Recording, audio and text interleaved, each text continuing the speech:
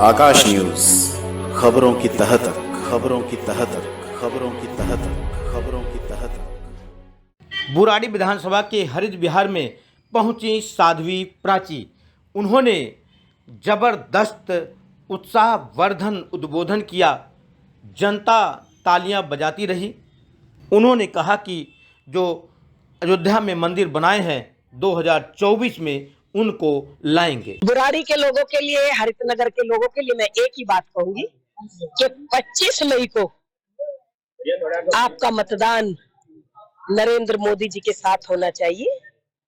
और नरेंद्र मोदी जी ही ऐसे हैं जो देश का नाम पूरे विश्व में जय जयकार करा रखा।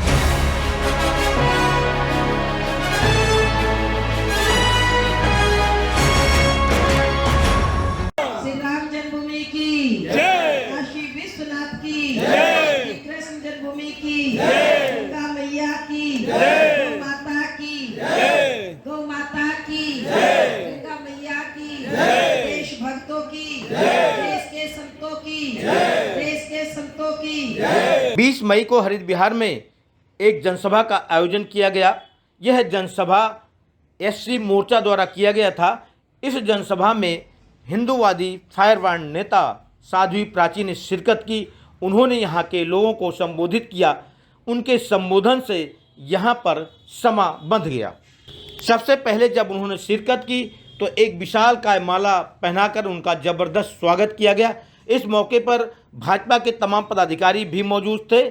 उनका भी एससी मोर्चे की तरफ से फूल माला पहनाकर स्वागत किया गया। वहीं साध्वी प्राची ने कहा कि जो भगवान राम का मंदिर बनाए हैं, 500 सालों के इंतजार को जिसने ख़त्म किया है, 2024 में उसी को फिर से प्रधानमंत्री बनाना है। उन्होंने ये भी कहा कि तीसरी बार अगर प्रधानमंत्री नरेंद्र मोदी बनते हैं तो जो जम्मू कश्मीर है, जो ऑक्युपाइड कश्मीर है, जो पाक अधिकृत कश्मीर है, वो भी हमारा होगा।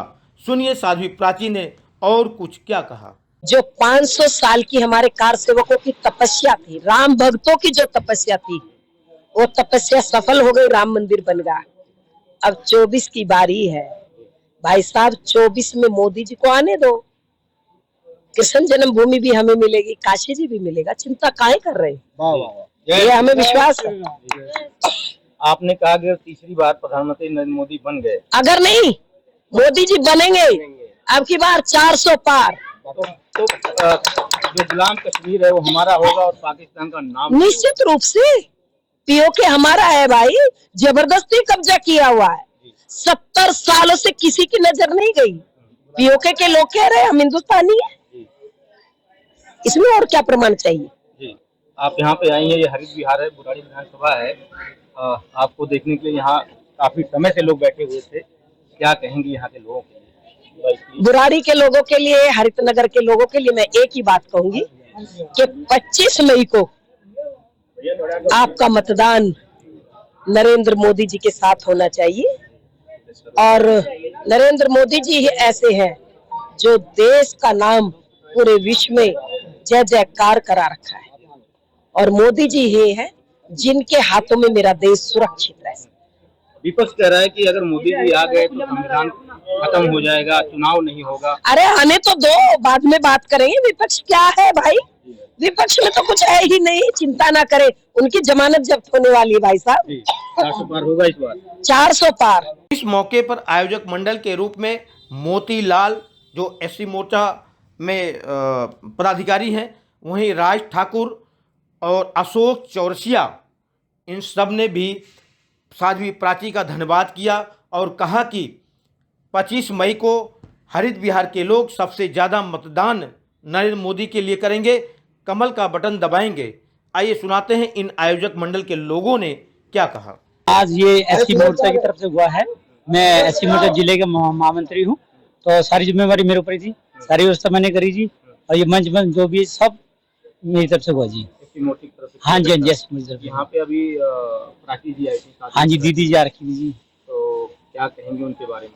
उनके बारे में जी, दीदी जी का बहुत बहुत धन्यवाद है। दीदी जी इतनी दूर से चली के आई हैं। आज इनकी जो 8 सभाएं थी पूरी दिल्ली के अंदर, उत्तरपुर जिले में, तो उन सारी सभाओं में गई। यहाँ आए थोड़ा सा लेट हो गए थे फिर भी, लेकिन ये है कि उनके उनको सुनने के लिए यहाँ की जनता बड़ी 7 बजे से वेट कर रही थी, जो अभी तक यहाँ पर मौजूद रही। उन्होंने उनका सुना और उनके अंदर बहुत ज्यादा जोश आया।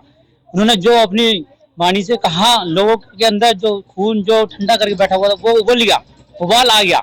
इतना उबाल आया कि अब वो सारी जनता जो कह रही है कि इधर उधर जा रही थी, वो सारे सिमट के इधर आ गए।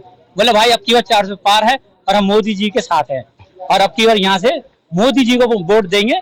लेकिन मनोज तिवारी जी की जो थोड़ी बहुत कमियां रह गई हैं, लेकिन हम सारे मोदी जी को सपोर्ट करेंगे, मोदी जी को भरपूर वोट से जिताएंगे और अब की बार 400 पार कराएंगे। यहाँ की जनता ने मेरे से वादा किया है, दीदी से वादा किया है और यहाँ के हरित विहार के जो लोग हैं उन सब ने यही कहा अब की बार मोदी 400 पार है, मोदी जी सीटें आएंगी भरपूर।